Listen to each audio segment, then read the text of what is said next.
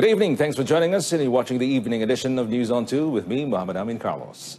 Contracts acquired by Bumiputra companies will be cancelled if they are sold or transferred to other parties.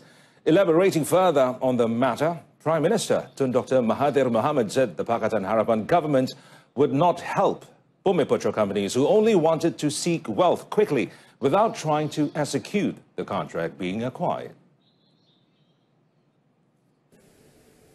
Tetapi pertolongan tidak akan diberi kepada mereka yang mencari kekayaan yang cepat. Kalau seseorang itu mendapat kontrak, maka dialah yang akan melaksanakan kontrak itu. Kalau dijual ataupun dipindah kepada orang lain, maka kontrak itu akan terbatal. Minta maaf. The Premier further said he would continue to rebuke Malays and Bumiputras so as to change their culture and values by striving hard to improve their destiny. Tun Dr. Mahathir said this when opening the Congress on the future of Bumiputra and the nation, addressing the challenges faced by Bumiputra in the new Malaysia at the Kuala Lumpur Convention Centre.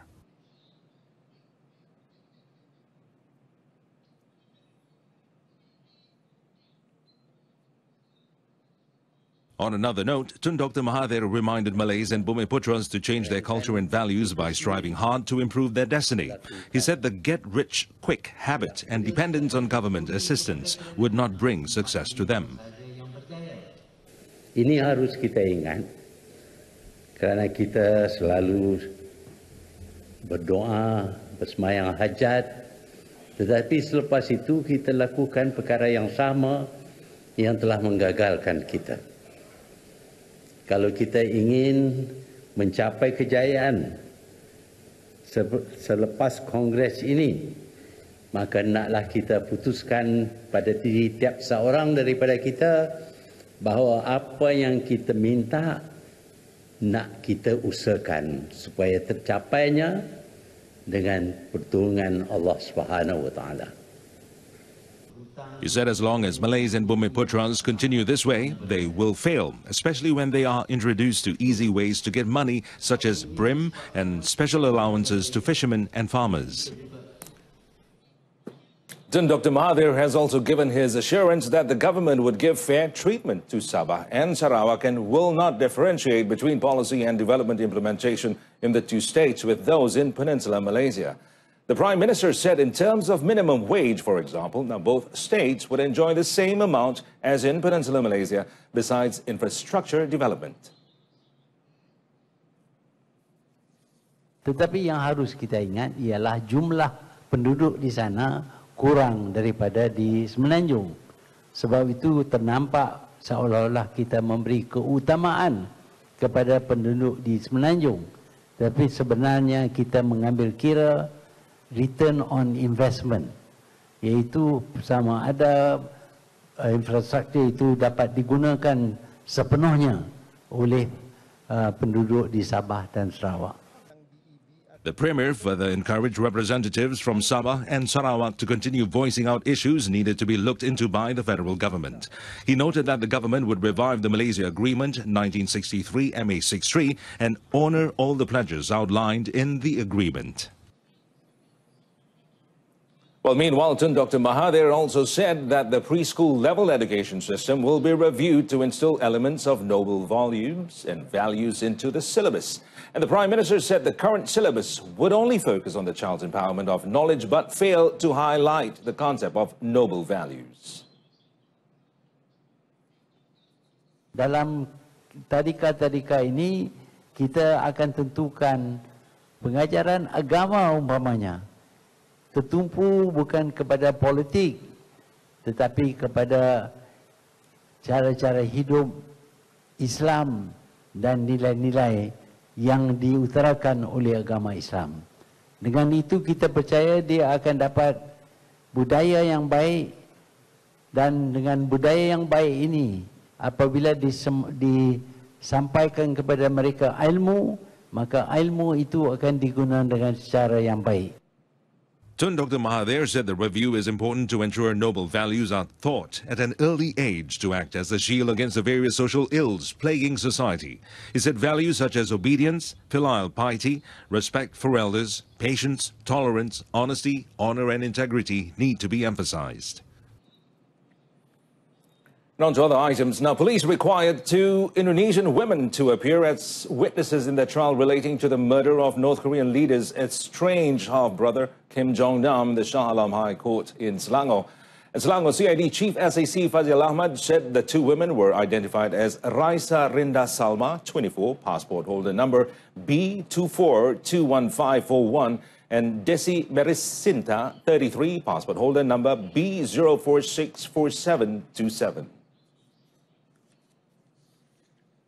In a statement released today, SAC Fazil Ahmad said both witnesses whose last address was at Flamingo Hotel, Ampang, Selangor, could not be contacted.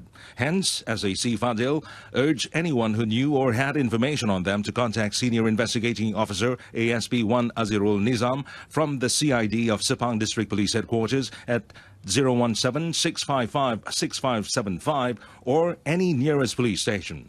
On August 16, the Shah Alam High Court ordered Indonesian Siti Aisyah and Vietnamese Doan Thi Huong to enter their defense on a charge of murdering Kim Chol or Kim JongNam last year. Well, 7 non-governmental organizations or NGOs have lodged a report on a viral video from an individual spreading foul and insensitive words on Islam. And the report was lodged by representatives of 2 of the NGOs, well, namely Martabat Jalinan Muhibah Malaysia, or MJMM, and Malaysia Muslim People Coalition, IRIMM. The video, which was posted on the individual's Facebook page, was then spread via the WhatsApp and Instagram sites. Kenapa individu yang tidak dikenal ini membuat satu perasaan yang luar biasa diambang dalam negara dalam keadaan stabil dan keharmonian dan juga dalam keadaan aman.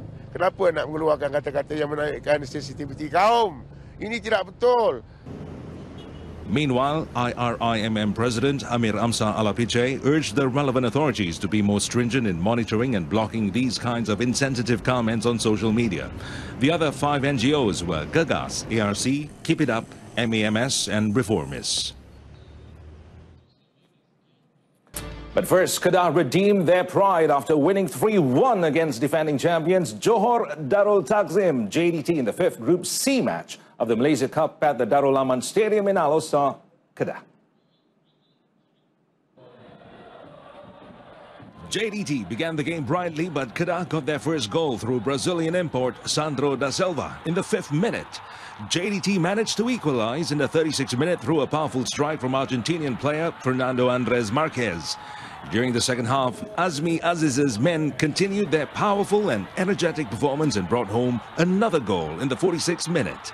Shocked by Kedah's second goal, JDT continued to push forward, but they were penalized in the 88th minute when Marcos Antonio was flashed with the red card for rough play against goalkeeper Abdul Hadi Hamid. During stoppage time, Kedah added another goal through import player Liridon Krasniki to make it 3-1. Well, Malaysia are now 1 gold medal short of their 2018 Asian Games target after clinching their 6th, thanks to Fauzi Kaman Shah yesterday. And Malaysia's other gold medals at the 2018 Asian Games to date are 2 from bowling events and 1 apiece from track, cycling, squash and sepak takraw. Now, Malaysia currently lies in 14th place, and our medal tally at the Asian Games now stands at 33, with 6 gold, 12 silver and 15 bronze. The 15-year-old sailor who won 2 SEA Games gold medals in 2015 and 2017 finished ahead of China's Wang Jiangxiong and India's Harshita Tomar in the open laser 4.7 category for the gold medal on the final day of the sailing competition. In the same event, national compatriot Nur Nabila Natasha Nazri finished 12th. On the same day, the Malaysia sailing team also contributed 1 silver medal through Khairul Nizam Muhammad Effendi in men's laser standard. The sailors also won 3 bronze through Nur Shazrin Latif in the women's laser radial, Nuraisha Jamil and Nurashikin Muhammad Said in women's 470, and Nur Fatin Soleha Abdul Rahman and Ilham Wahab in the mixed RS1 event.